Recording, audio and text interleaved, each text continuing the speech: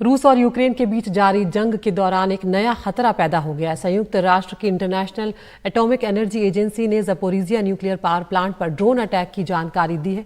Agency ने बताया है कि ज़पोरिजिया के जो प्लांट है उसके 6 न्यूक्लियर रिएक्टर में से एक पर ड्रोन हमले से एक बड़ी परमाणु दुर्घटना का खतरा बढ़ गया है। इस घटनाक्रम के बाद दोनों देशों के बीच तल्खी और बढ़ने की आशंका है।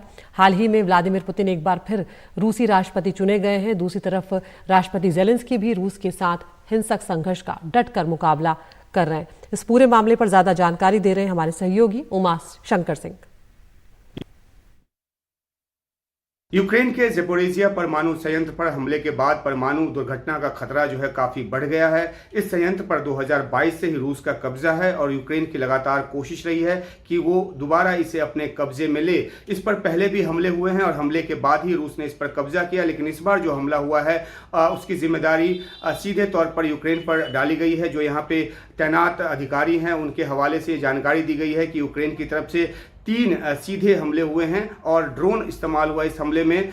इससे जो इस संयंत्र में जो 6ठा रिएक्टर है उसको नुकसान पहुंचा है, उसके डोम को भी नुकसान पहुंचा है। और इससे जो यहाँ कंटेनमेंट एक सिस्टम है जिसके ज़रिए कि किसी भी दुर्घटना की हालत में जो रेडियोधर्मिता है उसको रोकने की जो प्रणाली है उसको नुकसान पहुंचा है।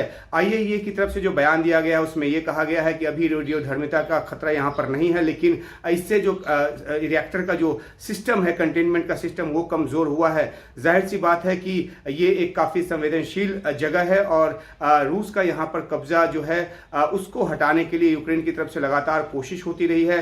हाल के हफ्तों में यूक्रेन और रूस के बीच जो युद्ध जो कि 2 साल से लंबे समय से चल रहा है उसमें काफ़ी तीव्रता आई है और सीमावर्ती इलाके, जिस इलाके में ज़पोरिजिया आता है, मरियोपोल आता है, वहाँ पर जो लड़ाई है काफ़ी तेज हुई है।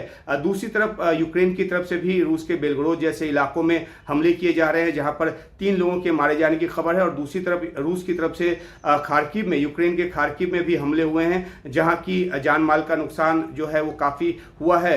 तो ये जो युद्ध है वो लगातार चल रहा है, लेकिन इस युद्ध के बीच में परमाणु रिएक्टर का आना और उस पर दोनों ही तरफ से अलग अलग समय पर हमले होना जो है परमाणु जो दुर्घटना उसके खतरे को बढ़ाता है। लेकिन जो मौजूदा जो जिम्मेदारी है, जैसा कि मैंने आपको बताया, ये यूक्रेन पर दी गई है और कोशिश ये की जा रही है कि किसी भी तरीके से संयंत्र को ऐसा नुकसान ना पहुंचे जिससे कि परमाणु रेडियोधर्मिता का खतरा हो और जान माल का जो भारी नुकसान है वो हो। तो IAEA इस दिशा में कोशिश कर रहा है और दोनों ही देशों की तरफ से इस बात को लेकर अपील भी की गई है कि कम से कम इस संयंत्र को लड़ाई के क्षेत्र से बाहर रखा जाए, इस पर हमले ना किया जाए।